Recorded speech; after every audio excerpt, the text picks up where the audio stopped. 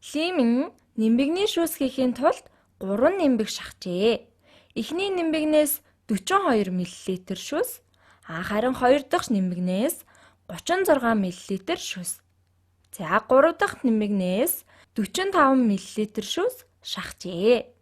3 нимбэгнээсээ лимэн хэдэн миллилитр шүүс шахсан бэ гэсэн байна. За тэгэхээр зүгээр л нимбэг нэг бүрээс шахсан шүүсээ бүгдийг нь нэмэхэд болно тийм ээ. За тэгэхээр эхнийхээсээ 42 мл. 42 мл гэхийг богноор, мили гэхийг эмээр, литр гэхийг элээр бичье. За эхний нимбэгнээс 42 мл шүүс шахсан.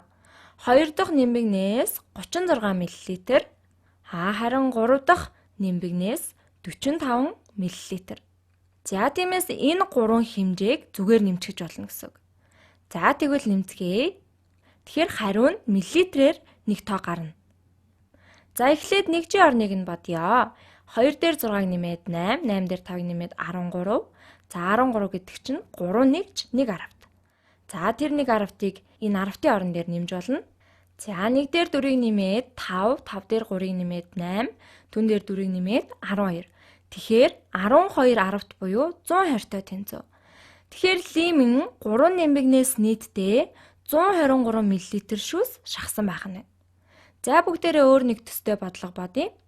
Сара доорх савнд 5 лаз моторын тос хийжээ. За энэ доорх савнд 55. За хараарай. 5 лаз тос хийсний дараа энэ савны тал хүртэл дүрсэн байна. Тэгэхээр 40 ба 50-ын донд хүртэл дүрсэн байна тийм ээ. Тиймээс энэ эрчимдэр гэсэн үг. 45 болж таараа тийм ээ. Тэгэхээр 45 мл тос орсон байна.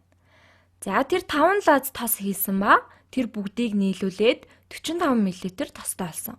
Бүх лазанд ижил хэмжээний тос байсан. Тэгээд энэ доор байгаа сав түүнийг тос хийж эхлэхээс өмнө хоосон байсан гэж таамаглая.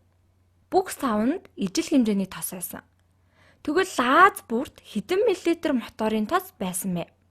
За тэгэхээр түүнд 5 лаз байсан. Тэгэхээр 1 лаз, 2 лаз, 3 лаз, 4 лаз, 5 лаз.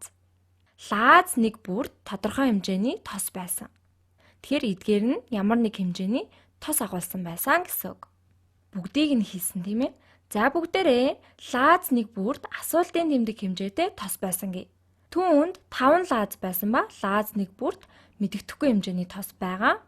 За тэгээд 5-аар үржүүлэхэд бүх зүйлийг хамтд нь хийхэд 45 мл болсон.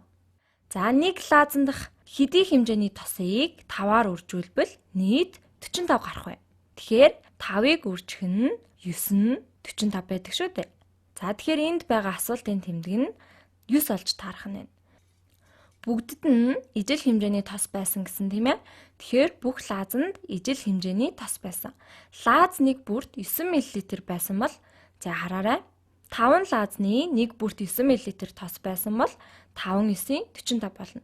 Тэгэхээр лаз нэг бүрт маань 9 мл тос байжээ.